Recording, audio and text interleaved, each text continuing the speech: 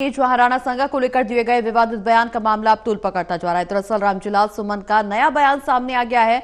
मुसलमान में अगर बाबर का डीएनए है तो तुम में किसका है? रामजीलाल सुमन ने करनी सेना पर निशाना साधा है और अब एक बार फिर से राणा सांगा को लेकर दिए गए विवादित बयान पर सियासत गरमाती हुई नजर आ रही है। दरअसल सांगा को लेकर दिए गए विवादित बयान पर अब ये मामला तूल पकड़ता जा रहा है। रामजीलाल ने बयान एक बार फिर से दिया है। उनका एक बार फिर से नया बयान सामने आया है। उन्होंने साफ तौर पर कहा कि मुसलमान में अगर बाबर का डीएनए है तो तुम में किसका है?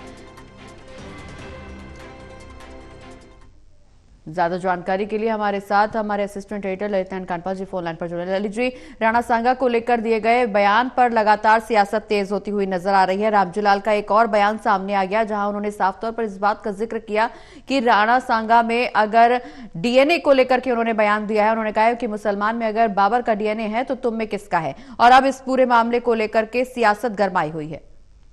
देखिए, बिल्कुल सियासत गरमाई हुई है और जिस तरीके से हम देख रहे हैं कि रामजीलाल सुमन लगातार ऐसे बयान दे रहे हैं। दरअसल उन्होंने करनी सेना पर निशाना साधा है और उन्होंने करनी सेना पर व्यंग्य भी किया है, लेकिन मैं उस व्यंग्य पर बाद में आऊंगा।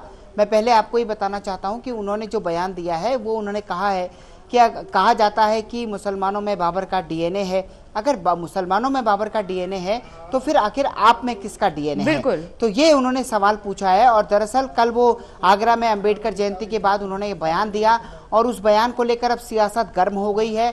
लगातार पॉलिटिकल रिएक्शन इस पूरे मामले पर आ रहे हैं।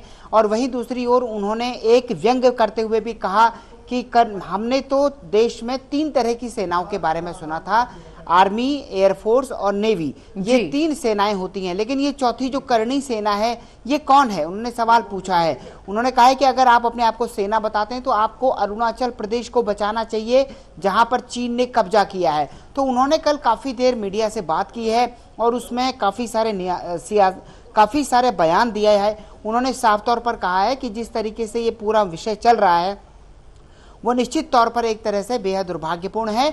और उन्होंने जो बात कही है वो बात पूरी तरह से वो उस पर अडिग है और उन्होंने इस पर व्यंग्य करते हुए फिर बाबर का भी हलफनामा दिया है। जी चलिए, बहुत बहुत शुक्रिया ललित जी, ये तमाम जानकारी हमारे दर्शकों तक पहुंचाने के लिए।